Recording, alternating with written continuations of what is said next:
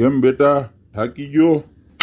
હા, તડકો બહુ છે કે નહીં? આ ગરમીમાં થોડોક ઠાકોડો લાગે, ઘડીક પોરો ખાઈ લો એટલે પાછો ફ્રેશ થઈ જાય. પપ્પા પપ્પા મને બહુ તડકો લાગે છે. બહુ તડકો લાગે છે તો અહીંયા તડકે હું કામ રહીશું? અહીં સાંજે વીએ ને. હા બેટા, અહીં સાયે વીએ તડકો બહુ છે. જો લૂ લાગી જાય ને તો બીમાર પડે.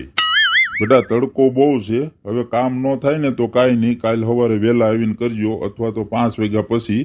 હવે ખોટો આ ખેતરમાં જાતો નહીં, તને વળી લૂ લાગી જાય ને તો વળી એક કરતા બીજી થા. બાપુજી, કામ તો હવે કાંઈ ઝાઝું નથી રહ્યું, થોડુંક જ રહ્યું છે. આગળ પોરો ખાઈને કામ પૂરું કરી નાખે, પણ તમે હવે ઘરે વહી જાઓ, તડકો થાય નહીં પહેલા.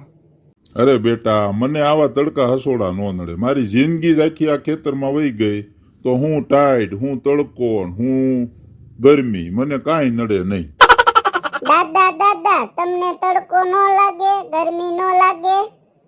અરે દીકરા, મને ક્યાંથી તડકો ને ગરમી લાગે? હું તારી જેવડો હતો ને તેદુનો આ વાડીએ આવું છું તો આવડી જિંદગી થઈ. હવે તડકા બડકા અમને ન લાગે બેટા.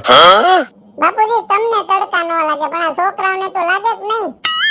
હા જીગુ બેટા, એ તમારી વાત સાચી છે. છોકરાઓને તો તડકા લાગે જ, અને અમારી તો આખી જિંદગી આ ખેતરમાં ગઈ એટલે અમને આવા તડકા બડકાથી કાંઈ ફેર ન પડે. બાપુજી તમે ઘરે જાઓ, અને જીગરનું નેનું તો હું અહીંયા ભાત લઈને આવી છું એટલે અમે અહીં જમી લેવું. અને તમે હવે છે ને 5-6 વાગ્યા લગી નહીં આવતા. તડકો કેવો છે? અરે બેટા, આપણો બાપ દાદાનો ધંધો છે, ખેડૂના દીકરા છે. ઈ આમ તડકાથી બી જાય તો થોડી ખેતીઓ થવાની છે. મને કાંઈ ન થાય, મારું શરીર જ એવું છે. જીગર, હવે કાંઈ ખેતરમાં જવું નથી. જે કાંઈ કામ બાકી હોય ને 5 વાગ્યા પછી કરી નાખજો.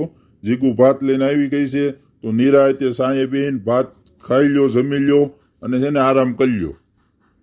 વાંધો નહીં બાપુજી, હવે નહીં જાય, અમે ખાઈ લેવું, પણ તમે હવે ઘરે વયા જાઓ. હા તો સારું, હાલો હું જાઉં છું, અને કામ પતી જાય ને બપોર પછી તોય પાછા ઘરે વી ગયો. ખોટા ક્યાંય રખડતા નહીં. બાપ દાદાનો ધંધો છે, ખેડૂના દીકરા છે, બધી વાત હાસી. પણ આ દોડિયાથી કામ થયું એવું તમારાથી ન થયો જીગર? મારાથી બધું કામ થાય, ન થાય એવું બોલમાં. હું ખેડૂનો દીકરો છું, ખેડૂની ઘેરે જન્મો છું. હું ક્યાંય પાછો ન પડું. ઓહો, ખેડૂના દીકરા છો, હું કે પાછો ન પડું. મોઢું જોયું છે?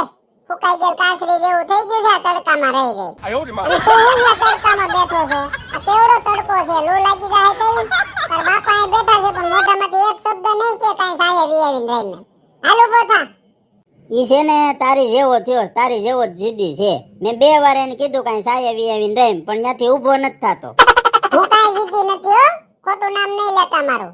અને જોવો જ ખરા, હવારે હારે લેતા હોય તમારા છોકરાને. મારો છોકરો કેવો કાળિયો રેડો થઈ ગયો છે. ઈ શરમ વગરનો તમારા હારે ધોડ્યો આવે હવારે. ઘરે ગોટાઈ રહેતો હોય તો 8-9 વાગ્યા લગી આ તડકાની હું ડાટી હોય ધોડ્યો હોય. હરીસા મોઢું જોજે, કેટલો મેલનો દ સડી ગયો છે. હવે કાળિયો થઈ ગયો છો આખો. પણ મમ્મી, આયા મને રમવાની મજા આવે છે. રમવાનો દીકરો થામા, આ સાયે નથી રમાતું. અને કાલથી છે ને વાડી આવતો જ નહીં. અરીસામાં મોઢું જોજે, કાળિયો રેડા જેવો થઈ ગયો. ભાઈલ કાલ નામ લીધું છે વાડી આવવાનું. મમ્મી પણ ઘેરે ટાઈમ નથી જાતો. મારે ક્યાં ટાઈમ કાઢવો? કોઈ મારી જેવા રમવા વાળાય નથી. વેકેશન ખુલી જાય ને પછી હું નહીં આવું વાડીએ. ટાઈમ ના દીકરા, હમણાં જ વેકેશન ખુલવાની છે. એવું કઈ જરૂરી નથી કે સ્કૂલ ચાલુ થાય તે જ લખાય. 11 ને 1 દાન ને બધું પાકું કરતો હોય તો ઘરે આપણો ટાઈમ વિયો જાય. ભાઈલ કાલ નામ લીધું છે વાડી આવવાનું. પણ આ ગરમીમાં એની ઉપર હું એટલી બધી ખીજાશો? છોકરું છે, થોડું સમજવાનું છે. ખીજાય નહીં તે શું કરે? એક વાત મારી માનવી નથી. તમને કહું છું, તમે મારી વાત માનો છો તો આ છોકરા ક્યાંથી માનવાના? છોકરો તમારી જેવો જ છે, જીગીલો. હું તારી વાત નથી માનતો, એ કહેતો મને. કેદુની તમને બુડું છું, કહું છું કે આપણે ખેતી નથી કરવી, ખેતીમાં કાંઈ નથી વધતું, આપણે સુરત વિયા જાય. તો તમે મારી વાત માનો છો? આ કાળા તડકાનું કામ કરવું એના કરતા સુરત જઈને ટાટા થાય નો શાંતિથી કામ કરીને ખાઈ પી. તમે તમારી જિંદગી બગાડશો, અમારા છોકરાની જિંદગી બગાડશો. આ ગામની સ્કૂલમાં જાય છે, હું સ્કૂલમાં લઈ લેવાનું છે? આ 3જામાં આવ્યો, હજી પૂરા એકડા નથી આવડતા. ગામની સ્કૂલમાં 7 ધોરણ છે, પણ તમે 5મા 6 વાળા છોકરાને પૂછજો, હજી 1 ઉદાને નથી આવડતા. આવી આપણા ગામની સ્કૂલ છે. પણ તમે મારું માનો છો? હું ગુડું છું કેદુની કે કાંઈને રહેવું હોય તો એને હોસ્ટેલમાં નાખો. તમારે હોસ્ટેલમાં નથી નાખો. મારે હવે તમારી કાંઈ વાત નથી સાંભળવી. મારે અહીંયા છે ને રહેવાનું નથી થતું ગામડે અને મારે ખેતી કરવાની નથી થતી. તમારે જે બાપ દીકરા નિર્ણય લેવો એ લેજો. હું આ દિવાળી પછી છે ને સુરત વહી જવાની છું. સુરત જઈને એમને થોડું ત્યાં રહેવા હે, ન્યાય ખાવા પીવા જોહે, ખર્ચા થાય. આપણી પાસે છે કાંઈ ધંધો? સુરત જઈને શું કરશું?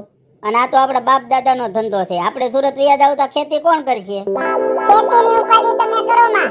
બાપુજીનો આટલો વર્ષનો અનુભવ છે. તમે ત્યાંથી મજૂર કરી આવીને ખેતી કરશે. આ ગામના બીજા બધા વયા ગયા. એની ખેતી કોઈની પડી રહી છે? તો તમને તમારે એક ખેતીની જ ઉપાધિ થાય છે. આમ નામ કરીને જ તમે મારી કાંઈ વાત નથી માનતા, મને સુરત નથી લઈ જતા. બાપ દાદાનો ધંધો છે તો આમાં ન વધે તો આ ધંધો કર્યા કરવાનો ખેતીનો. જીગુ, આપણે અહીંયા શાંતિથી રોટલો ખાઈએ છીએ, એટલું વધે જ છે. છોકરોય ભણે છે, આપણે બધી બહારની જિંદગી જીવી છીએ, રખડવા જાય છે, મોજ કરીએ છીએ, તો તને અહીં વાંધો શું છે? મને કાંઈ વાંધો નથી. આ ખાઈને ખાવાના જ થાય છે. આપણી કાંઈ પ્રગતિ થઈ? અને તમે મને બહારનું કયો છો રખડવા લઈ જવાનું? મને અહીંથી 50 કિલોમીટર આગી કેદી તમે લઈ જાય એ મને કયો. મને કોઈ લઈ ગયા આગી ક્યાંય? મારી ઈચ્છા ન હોય બહાર બધી રખડવા જવાની.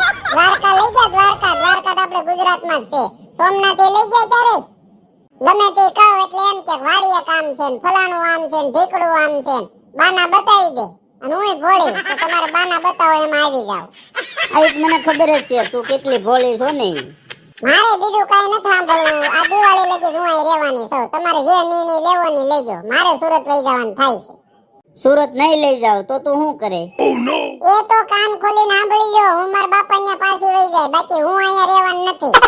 તારા બાપાને પેલા પૂછજે. હું જોવા આવ્યો ને તે શોખવટ જ કરી હતી. તારા બાપાને જમીન ગોતવી હતી કે મારી દીકરી જમીનમાં દેવી છે અને આપણે પૂરી જમીન છે. તઈ તાર બાપાએ કીધું હતું કે મારી દીકરી તમ તાર ખેતી કરશે, અમને કોઈ વાંધો નથી. અને મારા બાપાએ શોખવટ કરી હતી જો મારે એકનો એક દીકરો છે, બહાર ક્યાંય નહીં જાય, એને અહીંયા ખેતી જ કરવાનું થાય. તે દી તારા બાપાએ હા પાડી હતી. તારા બાપાને કાંઈ વાંધો નહોતો. તો અત્યારે તને કેમ ભી પડે છે ખેતી કરવામાં? તારે અહીં ક્યાં વાડી આવું છે? તું મને ખાલી બપોરનું ભાત દઈ જા તો બહુ થઈ ગયું ને એમાંય તકલીફ હોય તો ભાત દેવાય નહીં આવતી. તું ખાલી અમને રસોઈ બનાવીને ખવડાવી જાય. તારે વાડીએ એક આટો મારવાય નથી આવવાનું. ઈ મારા બાપાએ તમારા બાપાએ ડીલ કરીને ઈ જ મોટી ભૂલ હતી. મારા બાપા તો ભૂલ ખાઈ ગયા કે ખેતી મારી છોકરી કરશે, ખેતી કરશે. પણ છોકરીને પૂછ્યું જ નહીં. મને છે ને આ બધું પૂછ્યા વગર કરી નાખ્યું. નકર તો હું ના જ પાડવાની હતી. તો હવે શું કરવાનું છે એ કે તું. તમને કીધું જ ખરું ને હજી ચોખ્ખા શબ્દમાં ગુજરાતીમાં કહું છું કે હું દિવાળી લગી અહીં રહેવાની છું. દિવાળી પછી મારે સુરત જવું. હેલો દોસ્તો, કેમ છો? મજામાં? હું તમારી જીગુડી. દોસ્તો, વિડીયો સારો લાગ્યો હોય તો લાઈક કરજો, બધા લોકો સુધી શેર કરજો. નવા હોય તો મારી ચેનલને સબસ્ક્રાઇબ કરવાનું ભૂલતા નહીં પ્લીઝ. દોસ્તો, તમારા સપોર્ટની જરૂર છે. વિડીયો સારો લાગ્યો હોય તો કમેન્ટમાં જરૂર કહેજો કેવો લાગ્યો. આ વિડીયોનો પહેલો ભાગ છે. મળીએ હવે આના આ જ વિડીયોના બીજા ભાગમાં. તો આવજો બધા. જય શ્રી કૃષ્ણ, જય માતાજી.